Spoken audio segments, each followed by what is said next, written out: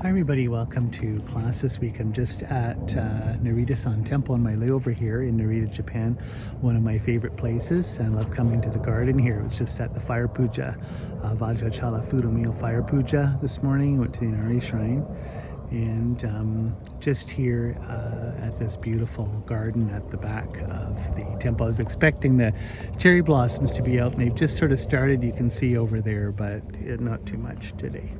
Anyhow, obviously I'm not going to do like a full recorded class here. I'll just do a few little things, a few little teachings here. So just starting taking refuge from our hearts, body, speech, and mind of the Buddhas, the three jewels, in particular the Dharma jewel of wisdom realizing emptiness. And then setting our intention of bodhicitta, everything that we're doing, let's do for the awakening enlightenment of all sentient beings. Just with the beautiful space wherever you are, just really merge your mind with the space here and feel that our Guru and all holy beings, like ourselves, surrounded by all sentient beings doing this, and then our Guru and all holy beings in the sky in the form of Conqueror Vajradhara, beautiful sapphire blue body at the crown holding a Dorjane bell. Feel that he merges into this space, and then this space merges with you, your inner space and outer space. Space of the Guru's mind, all the Buddha's mind are one. And mixing that with a warm, loving heart.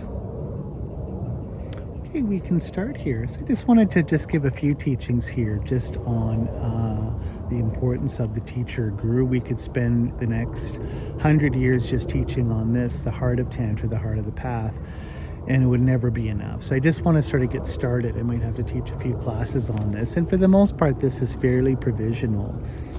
We will be sort of going on a little bit more detail of the importance of the Guru and Kriya Tantra, but the main sort of stuff on Guru Yoga you always hear about and study has to do more with the relationship with the Guru on the Anuttara Yoga or highest yoga Tantra version of sort of that class of Tantra, so to speak. And we won't be going on about that during this course. So Lama Yeshe in his book says it's necessary and possible to abandon all our ordinary limited views of ourselves and to generate in this space, once we've abandoned sort of our ego, limited ego, finite views, sort of an enlightened self-identity of a fully involved being.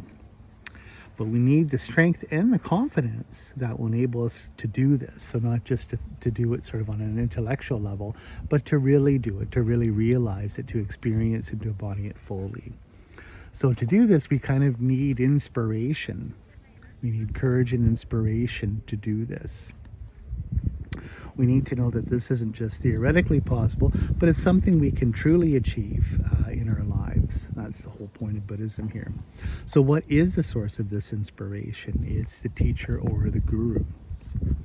The root of the Tantric path is the Guru. The Guru is the root of the Tantric path. It's about unifying oneself with the source of inspiration through the practice of Guru Yoga. And we all know, having done our yoga classes at the community center, yoga studio, that yoga is yoking or tying together, usually, so we can say sort of the divine in ourselves or different definitions.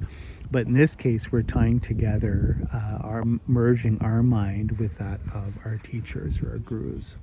Okay, Guru Yoga prepares us to enter into the unified experience of complete fulfillment.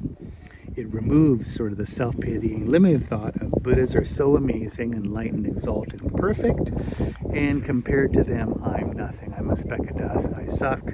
I'm crap or whatever else, right? So it bridges basically our limited selves to the unlimited selves of the Buddhas. This is the whole point of Guru Yoga. So with Guru Yoga, we learn to identify our innermost mind with that of our teacher, or Guru, who's inseparable from everyone who's already achieved enlightenment, for all enlightened beings. Okay, so our limited, our limited view grows into a view of totality or completeness. The Guru's great compassion, love, wisdom, skill, energy takes seed in us, so we ourselves embody these limitless qualities.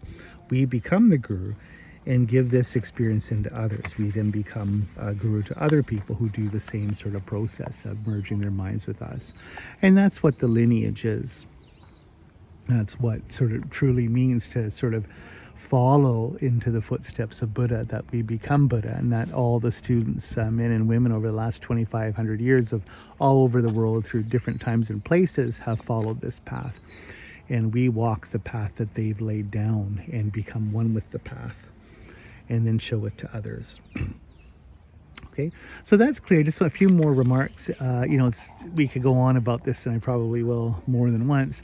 Yeah, we live in an anti-guru, anti-teacher time now, an anti-institutional time. We're sort of in the age of Horus, sort of the new age of Aquarius. Most people feel they don't need teachers because, hey, we have TikTok and Wikipedia and YouTube. I can teach myself. I don't need anyone to tell me. I'll find out for myself. I'm the best guide to myself. I know best what's good for me. These kinds of thoughts and sentiments. Not that that's incorrect. And of course, there's very good reasons why people feel that way, because there's been so much corruption and violence and terrible things done by institutions onto sort of their victims, different individuals. And there's so many teachers that are bad teachers that have really hurt people. So you see this in the news or even in your own experience, and you're like, once bitten, twice shy. I'm never going to put myself in a vulnerable position to peoples of power if all they're going to do is exploit me and hurt me. Right? But at the same time, we do need teachers. You want to learn Mandarin, you need someone who speaks Mandarin to teach you. You want to be a great person at the gym, you need a fitness instructor, you need a yoga teacher. You want to learn piano or have your kids learn piano, what do? You look for a teacher. And you can't show up at the martial arts dojo or your piano lesson and tell the teacher, well, I know, I've watched YouTube, I know more than you do, I want to teach you, I'm sort of young and inspirational and I have all these new modern ideas, you're sort of old person doing piano, let me show you, I'll be the teacher to you. If you have that kind of attitude, you'll never learn anything. You have to have that humility where you say, I want to learn. I don't know all this. And when it comes to enlightenment, yeah, how do you know how to get to enlightenment? How do you know what it really means to be a Buddha? You read all these books and poems and watch all these videos on it, but how do you really know how to do it? And so often, and not to take anything away from Western Hermeticism or sort of occult traditions that are so amazing in the West. But when I was a young man studying all that stuff, even Western philosophy, it would posit as an end result these special experiences or achievements or realizations that I knew were true. But there was no path, and there was no one to show me how to get there. And some people that knew it, different sort of teachers or philosophers, that they themselves hadn't done it, would teach me this. But when it came to, well, how do we do this in a practical way? How do we live this? How do we end up there? There was always this, well, I don't know. And then it's just kind of like a belief. It's not an experience. And the one thing about beliefs is that they're always changing. A lot of times they're just, whether they're true or false, they're fairly superficial. So we need a guide, just sort of climbing Mount Everest. You need the Sherpa guides who have been up there, dozens of times to show us how to do this.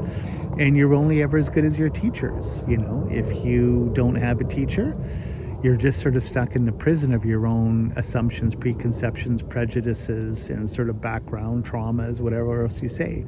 So we really need someone, if the whole point of Buddhism is self-overcoming, we need someone to show us how to self-overcome. And if that's the case, we need someone who's done it themselves so they can show us, right? So there's two different levels to the meaning of guru, which I know most people have probably heard, which is the outer guru and inner guru.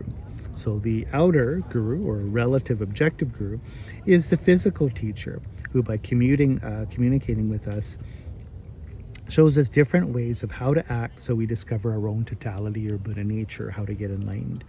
And the inner guru is on a sort of deeper subjective level. It's our own inner wisdom, our own fundamental clarity of our mind. So there's different levels of intellectual and spiritual evolution that we all have, and this gives us different responses to our teachers' teachings. So the more we're in touch sort of with our, talents and limitations and potentials, the better we are at being a student, obviously. And the more we can do this, the more we get in touch with our own inner guru, our own inner wisdom, and the more profound our understanding will be of our outer guru's teachings, right? Because the outer guru is ultimately very limited on one level. If we don't have the capacity to internalize the teaching, understand them, or act on them, again, you can lead a horse to water, but you can't make them drink. Your teacher, external teacher, can teach all they want to you. If you're not really listening or practicing or integrating, then it's fairly limited what you're going to get out of the relationship. And remember, our own inner guru, in the end of the day, the Dharma jewel is our own inner wisdom. You really get this in the Lam Rim teachings. It's our own inner wisdom of how our own realization of emptiness that will get us enlightened, not sort of the external teacher we have who's realized emptiness as an example. We have to use them as the example, the blessings, the source of inspiration to teach us how to do the same thing. So at the end of the day, the inner guru is the one that gets us enlightened. But ironically, not that it's paradoxical, but it's the inner guru that gives us access to the deeper level and more profound teachings of the outer guru that help us realize the deepest levels of the inner guru that we reach enlightenment. So Guru Yoga is a method for learning how to listen to both of these gurus, but especially the inner guru that allows us to listen to our outer guru. Usually we never hear this voice of our inner guru, or if we do, we don't listen to it. We just listen, as Lama Yeshe says, to our deluded garbage mind, which is so true, all our ego, prejudices, and judgments and soap operas. So Guru Yoga, the practice of Guru Yoga, is learning to plug into this innate wisdom at the heart of our being. And once we do this, we can communicate better and learn to have a better relationship with our outer teacher. We become a better student and really realize the full potential of our relationship with our outer guru. Otherwise, we'll never be able to follow or integrate the teacher's teachings. But the outer guru, of course, is very important because we have to meet a qualified teacher that the teachings become real for us in the here and now, and not sort of a religious abstraction of the teachings. So, we have a powerful, unbroken lineage back to Buddha Shakyamuni, right? That's the one guarantee is what lineage is that we have to sort of be able to say that I don't know if you guys can see the koi here. They have beautiful, huge koi. Sometimes they jump right out of the pond here. Just before I started this video, one just like a humpback whale jumped flying through the air and splashing into the water. And they're quite big, actually, these koi. I'm sure they're very expensive. Anyway, the one thing they always teach about lineage is my teacher David Gonzalez, Venerable Saring, always said this, is that they teach this in Lam Rim too. How do I know that Buddhism's true? How do I know that any of this works? How do I know that any of this is real? Well, you have 2,500 years of teacher-student relationship of a long line that gives you, just like a degree at a university, a reputable university or business school, is you've got all these qualified people that come out of it that are able to sort of act and or even teach you. And that's the sort of diploma on the wall, or the guarantee that all this stuff is believable, that the proof's in the pudding, so to speak. So that's the importance of having this, because there's so many amazing, especially nowadays, all these spiritual and religious teachings and new age self-help teachings and therapeutic personal growth teachings. How do I know any of them work? How do I know any of them are true? Well, a lot of ways you have to try them and see, but a lot of times that wastes time, because a lot of ones you might get into might not work or be limited or even wrong or silly or stupid. You find out afterwards, right? And sometimes there's corruption and stuff's fake and you're kind of cheated or abused or whatever. But what we can say is that with Buddhism, we've got 2,500 years of proof from all over the world, all these people that have done it and pass these teachings on to their students and so on, right to the present day, right? So the point is, they always say that all the Buddhas end up sort of being embodied in your teacher. That Vajradhara, Buddha Vajradhara on a tantric level is embodied in your physical teacher giving you tantric teachings. And why is this? Because you can't go back in time to when Buddha taught these teachings, or go back to get them from Tsongkhapa or First Panchen Lama or Padmasambhava or anybody. You weren't there. But the point is, these are the teachings coming to you here and now in the historical situation you're embodied in this present moment. So your teacher is the one to make these teachings relevant, meaning for you, who you are here, right now. And that's why they always say kinder than Buddha Shakyamuni, because Buddha Shakyamuni is just basically in thangkas and paintings and books, at least when you first, on a physical level, come to sort of meet the teachings here. Plus, your teacher knows you personally when you spend time with them, and how to tailor the path to your character, style, aptitude, and habits. So your mind itself, or you yourself, become the path of realization. And Lama Yeshe says that this is the real meaning of inspiration or blessing. So the devotion of the teacher is opening yourselves up to this very process in the first place.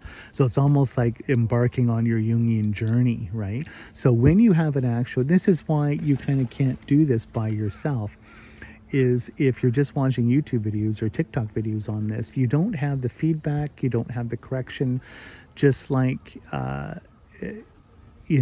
John Dewey, great American philosopher and pragmatist, always talked about the importance of actually having a teacher, because that's how you learn from your mistakes. Is so often the times you're doing things that don't work or are wrong, and you need someone external witnessing your actions to point them out to you, because you can't see it. And I remember one pragmatist philosopher was saying, that's why you have a golf coach, is because so many times you learn, let's say, a swing. I don't play golf. I used to work in a golf shop, but I don't play golf. And you yourself think you're doing this amazing swing, you've got perfect technique, but you don't. Unless maybe you film yourself and you can find out, but you're doing it and you're making all these mistakes, and so your game's not good. And then you have this amazing golf pro teacher or consultant come, and they say, oh, lower your shoulder, or crouch over a little bit more, or put more force in the hit, or plant your feet down. So that's why you have a yoga teacher, where you can say, oh, Matthew, your triangle's off, your arm's bent. No, it's not. I've been yoga 10 years. You can't tell me that. No, it's like, dude, check it out. Look in the mirror. And you're like, oh my God, you're right. Holy cow. Or, you remember, because I've done Ashtanga yoga for 20 years, I was trying to do this one Marachasana pose, reverse binding pose. I had a teacher, and I had one teacher, oh, just try harder and believe in yourself and you'll do it. And I had my one teacher, Vancouver's amazing, and he just looks at me and says, dude, you're never going to be able to do that. Never. Don't try. It's not going to work. The way your shoulders are and your rib cage, and you have these injuries, you're never going to be able to bind completely. So give up that dream. Because you can focus on other things. So that's the importance of having a teacher, is the path becomes tailored, and you yourself become the path. Your karma, the world you're in, becomes the one you end up working on. And you need a teacher to actually show you that. So you need the practical integration and, just the proper implementation. So it's not just this intellectual stuff you get out of a book, right? So and also it's the teacher that keeps it real. I have here, so religion and spiritual paths, Lama Yeshe said, this is back in the 1980s, are degenerating now because we don't have good examples. We need our teacher to show us people that have actually done it, self-develop beyond their limits, and show us possible for us to go beyond our limits. And this creates the path and the result. So I always feel like, for me, David Gonzalez, Losang Sering, who is my friend and teacher, showed me that, hey, being sort of a young, sort of white guy in North America at the turn, the new years of the 21st century, I could live my life as best I can as a tantric practitioner. And he practiced, meditated 8 hours a day and translated all these texts. It was amazing. He said, hey, you can do this. Maybe you won't be as good as me, but he said, you can do this just like me. It's possible.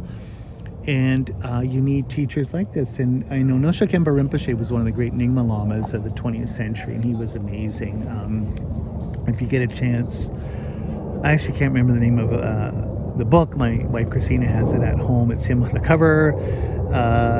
Anyway, it's one of his books. You can look it up. But he has a very short, because he was so humble, autobiography that was just amazing in it. But he said, growing up in Tibet before the Chinese takeover, he said it was very easy to have faith in Dharma because you were surrounded with people that had done it, not just people that were on their way to enlightenment, but people that were really enlightened. And one of the reasons you could say that, it wasn't anyone's opinion, is they had miraculous qualities to them, and even miraculous magical qualities. So he always said there was this one famous Lama in his area who was getting these high achievements of completion stage or whatever, Dzogchen training, and was manifesting a rainbow body. So he didn't have a shadow and you could see through his body. And so what was amazing is he said, you can read a book and think that this is like Star Wars Buddhism, that is just kind of like a movie, kind of like a science fiction movie or a fantasy movie.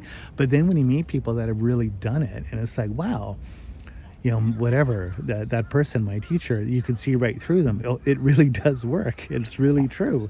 It's not just sort of a made up, Lord of the Rings story or something. So it gives you faith, because it's not just a fable, and it's not just a story where you think ultimately it's just superstitious, it's made up, it's a myth, kind of like myth of Orpheus or Zeus, or some Aztec myth or something you read about that's cool, but deep down it's not true. Or cynical in the sense that it's just made up because you're cynical and you think it's fake. You can actually have your teacher show these qualities to show that the path is something you can actually live and achieve.